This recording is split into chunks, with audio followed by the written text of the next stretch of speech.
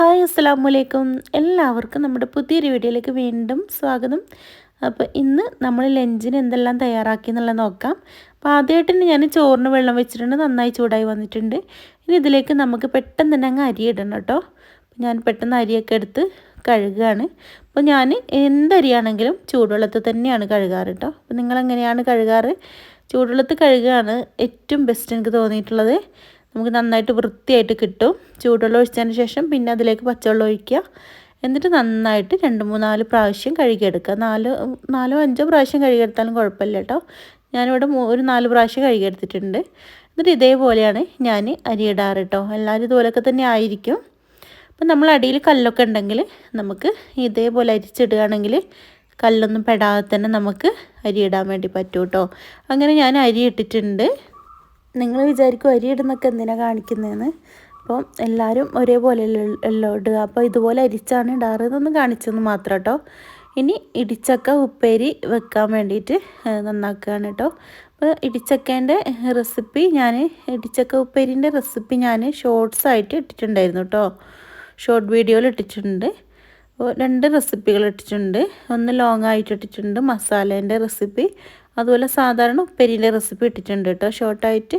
അപ്പം നിങ്ങൾ അത് പോയി കാണുക.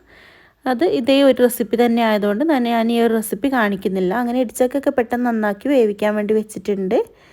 അപ്പോൾ അതിൻ്റെ ഇടയിൽ ഇപ്പോൾ ഞങ്ങൾ ജ്യൂസ് അടിച്ചു, ചിക്കു ജ്യൂസ് അടിച്ചു. ഇതിൻ്റെ റെസിപ്പി ഞാൻ ഷോർട്ടായിട്ട് ഇട്ടിട്ടുണ്ട് കേട്ടോ. അപ്പോൾ വേണമെന്നുള്ളവരൊന്ന് ഷോർട്ടിൽ കയറി കണ്ടോളൂ. ഇനി നമ്മൾ റെസിപ്പി ഞാൻ മുഴുവനായി കാണിക്കാം. നാടൻ രീതിയിൽ വെണ്ടയ്ക്ക മീൻ കറി വെക്കുന്ന പോലെ, മീൻ കറീൻ്റെ അതേ ടേസ്റ്റിൽ എങ്ങനെ വെക്കാമെന്നുള്ളത് നോക്കാം. വെളിച്ചെണ്ണ ഒഴിച്ചു കൊടുത്തിട്ടുണ്ട്, ഉലുവ കറിവേപ്പില ഇട്ട് കൊടുത്തിട്ടുണ്ട്, അതുപോലെ തക്കാളി ഒരു ഭാഗത്തേക്ക് ഇട്ട് കൊടുത്തിട്ടുണ്ട്. ഇനി വെണ്ടയ്ക്ക ഇതേ വലുപ്പത്തിൽ അരിഞ്ഞത് ഇട്ട് കൊടുത്തിട്ട് ആ ഒരു ഭാഗത്തേക്ക് ഇട്ട് കൊടുത്തിട്ട് വെണ്ടയ്ക്ക നമുക്ക് ആദ്യം തന്നെ അങ്ങ് വറുത്തെടുക്കാം കേട്ടോ. അപ്പോൾ കുഴപ്പമൊന്നുമില്ല, വെണ്ടയ്ക്ക ആദ്യം ഇട്ട് തക്കാളി ഇടുന്നതിന് മുമ്പേ വെണ്ടയ്ക്ക ഇട്ടിട്ട് ഇങ്ങനെ വറുത്തെടുത്താലും കുഴപ്പമൊന്നുമില്ല. ഞാനൊരു എളുപ്പത്തിന് വേണ്ടിയിട്ട് ചെയ്തത് മാത്രം. വെണ്ട ഒന്ന് വറവാകുന്ന സമയത്ത് നമുക്ക് തക്കാളി, നന്നായി പഴുത്ത തക്കാളി എടുക്കാൻ ശ്രദ്ധിക്കണം. എന്നാലേ നമുക്ക് ഉടഞ്ഞ് കിട്ടുള്ളൂ വെണ്ടയ്ക്കേൻ്റെ കൂടെ ഇടുമ്പോൾ കേട്ടോ. അതൊന്ന് ശ്രദ്ധിച്ചാൽ മതി. അപ്പോൾ വെണ്ട ഒന്ന് നന്നായി വറുത്തെടുത്തതിന് ശേഷം തക്കാളി അതിലേക്ക് ചേർത്തിട്ടുണ്ട്. ഇനി നമുക്ക് ഇതേപോലെ ഒന്നങ്ങ് ജസ്റ്റ് ഒന്ന് വഴറ്റിയെടുക്കാം. ഇനി അതിലേക്ക് മഞ്ഞൾപ്പൊടി, ആവശ്യത്തിന് മുളക് പൊടി ഇട്ട് കൊടുക്കുക. ഒരുപാട് മുളക് പൊടി ഇട്ട് കൊടുക്കരുത്. നമ്മൾ തേങ്ങ അരക്കാനുള്ളതാണല്ലോ, പച്ചമുളകിൻ്റെ എരിവ് മതിയാകും. അതാണ് കേട്ടോ ഈ ഒരു കറിയിലെ ടേസ്റ്റ്. പച്ചമുളക് നന്നായിട്ട് ഇട്ട് കൊടുത്തിട്ടുണ്ട്. എരിവിനനുസരിച്ച് നിങ്ങൾ ചേർത്ത് കൊടുക്കുക. ഇനി നമ്മൾ ആ പൊടികളെ പച്ചമണം മാറുന്നവരെ നമുക്കിത് നന്നായിട്ട് അങ്ങ് വഴറ്റിയെടുക്കാം. ഇനി പാകത്തിന് പുളി ഒഴിച്ച് കൊടുക്കാം കേട്ടോ. പുളി ഒഴിക്കുമ്പോൾ പാകത്തിന് നമ്മൾ ആ ഒരു വെള്ളം കണക്കാക്കിയിട്ട് ഒഴിച്ച് കൊടുക്കുക. തേങ്ങ അരച്ചൊഴിക്കുമല്ലോ, അപ്പോൾ അതിന് പാകത്തിന് നമുക്ക് വെള്ളമൊക്കെ ഒഴിച്ച് കൊടുത്തിട്ട് നമുക്ക് വേണമെന്നുണ്ടെങ്കിൽ ഉപ്പ് ഇട്ട് കൊടുക്കുക പാകത്തിന് നോക്കിയിട്ട്. ഇനി നമുക്ക് ഇത് അടച്ച് വെച്ച് ഒന്നങ്ങ് തിളപ്പിച്ചെടുക്കാം. ആ ഒരു സമയം തന്നെ നമുക്ക് ഈ ഒരു കറി നന്നായിട്ട് വെന്ത് കിട്ടും. നമ്മളതിലേക്ക് തേങ്ങ, വലിയ ജീരകവും കൂടെ നന്നായിട്ട് അരക്കുകയാണ് കേട്ടോ. ഇനി അത് അരച്ച് മാറ്റി വെച്ചിട്ടുണ്ട്. നമ്മളെ വെണ്ട നന്നായി വെന്ത് കിട്ടിയിട്ടുണ്ട്. നമുക്കൊന്ന് തിളച്ചാൽ മാത്രം മതിയാകും. എപ്പോഴും വെണ്ട എടുക്കുമ്പോൾ ഇളയ വെണ്ട എടുക്കാൻ നോക്കണം. ഒരുപാട് മൂത്തെടുത്താൽ ഈ ഒരു കറിക്ക് ടേസ്റ്റായിട്ട് കിട്ടില്ല കേട്ടോ. അപ്പോൾ ഇത് നമ്മൾ തേങ്ങ അരച്ചിട്ടുണ്ട്. ആ ഒരു അരപ്പ് അതിലേക്ക് ഒഴിച്ച് കൊടുക്കാം.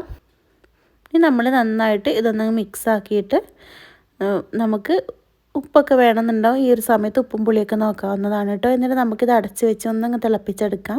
അപ്പോൾ തേങ്ങേൻ്റെ പച്ചമണമൊക്കെ മാറുന്നവരെ നമുക്കിതൊന്നങ്ങ് തിളപ്പിച്ചെടുക്കാം. ഒരുപാട് തിളക്കരുത്. ഈ ഒരു ഇതേപോലെ തിളക്കുന്ന സമയത്ത് കറി റെഡി ആയിട്ടുണ്ട് കേട്ടോ. ഇത്രയേ ഉള്ളൂ, ഈസിയാണ്.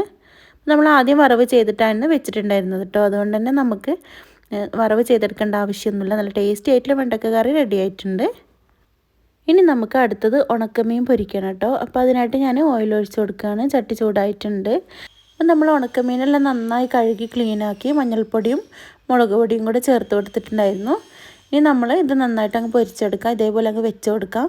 ഇനി അതിലേക്ക് കുറച്ച് പച്ചമുളക് നമുക്ക് കടിക്കാൻ വേണ്ടിയിട്ട് ഇട്ട് കൊടുക്കാം കേട്ടോ. വെള്ളമുളകാണ്, കാന്താരി. ഇപ്പം അധികം ഒരുപാട് എരിവുള്ള മുളകൊന്നുമല്ല കേട്ടോ. അപ്പോൾ നമ്മളിത് ഇതേപോലെ ഒന്നങ്ങ് കീറിയിട്ട് വേണം ഇട്ട് കൊടുക്കാൻ. അങ്ങനെ കീറാതെ ഇട്ട് കൊടുത്തിട്ടുണ്ടെങ്കിൽ പൊട്ടി തെറിക്കും കേട്ടോ. മേത്തേക്കൊക്കെ തെറിക്കും, ശ്രദ്ധിക്കണം. അറിയാത്തവരുണ്ടെങ്കിൽ പറഞ്ഞൊന്ന് മാത്രം. ഇനി നമുക്ക് ഇതേപോലെ അങ്ങ് മറിച്ച് ഇട്ട് ആ ഒരു സമയം കൊണ്ട് ആ മുളകൊക്കെ നന്നായി പൊരിഞ്ഞ് നല്ല ടേസ്റ്റായിട്ട് കിട്ടും കേട്ടോ. അപ്പോൾ ഇതാ നമുക്ക് ചോറ് റെഡി ആയിട്ടുണ്ട്. ഇന്നത്തെ ലഞ്ച് റെഡി ആയിട്ടുണ്ട്. ചിക്കനോ ബീഫോ ഒന്നും വേണ്ട. നമ്മളെ വീട്ടിലുള്ള സാധാരണ പച്ചക്കറികൾ ഉണ്ടെങ്കിൽ തന്നെ നമുക്ക് നല്ല അടിപൊളി ഊണ് തയ്യാറാക്കാം. അപ്പോൾ ഇതാ അച്ചാറാണിത്, ലൂബിക്ക അച്ചാറാണ് കേട്ടോ. അപ്പോൾ ഇതിൻ്റെ റെസിപ്പി ഞാൻ ലോങ് ആയിട്ട് തന്നെ ഇട്ടിട്ടുണ്ട്, വേണ്ടവർ പോയി കണ്ടോളൂ. ഇത് മാങ്ങയിഞ്ചി അച്ചാറാണ്. ഞാൻ വീഡിയോ ഇട്ടിട്ടില്ല, എടുത്ത് വെച്ചിട്ടുണ്ട്. ഇൻഷാ അല്ലാ ഞാൻ വീഡിയോ ഇടാം കേട്ടോ. മാങ്ങ നമ്മൾ ലൂബിക്ക ഉപ്പിലിട്ടതും കൂട്ടി നമുക്ക് കഴിക്കാം. ഇത്ര ഈസി ആയിട്ട് നമുക്ക് തയ്യാറാക്കാൻ പറ്റുന്ന റെസിപ്പികളാണ്. അതുപോലെ തന്നെ നമുക്ക് ടേസ്റ്റി ആയിട്ട് കഴിക്കുകയും ചെയ്യാം. ചിക്കനോ മീനോ ബീഫോ ഒന്നും വേണ്ട. മീൻ വേണ്ട എന്നല്ല, ഉണക്കമീൻ നമ്മൾ എടുത്തിട്ടുണ്ട് കേട്ടോ. അപ്പോൾ ഇന്നത്തെ റെസിപ്പി ഇത്രയൊക്കെ ഉള്ളൂ. വീഡിയോ ഇഷ്ടമായെങ്കിൽ എല്ലാവരും ലൈക്ക് ചെയ്യാനും ഷെയർ ചെയ്യാനും സബ്സ്ക്രൈബ് ചെയ്യാതെ വീഡിയോ കാണുന്നവരുണ്ടെങ്കിൽ പ്ലീസ് ഒന്ന് സബ്സ്ക്രൈബ് ചെയ്യാനും മറക്കല്ലേ. അപ്പോൾ എല്ലാവർക്കും താങ്ക്